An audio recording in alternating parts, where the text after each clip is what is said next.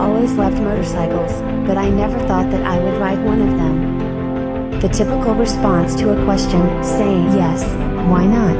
But, as usual, I never thought it would really happen. To come sometimes together to my boyfriend workshop was commonplace. And one day we go into the workshop, he gives me some documents and says, "That bike is yours." And when the riding season ended, comes time for changes.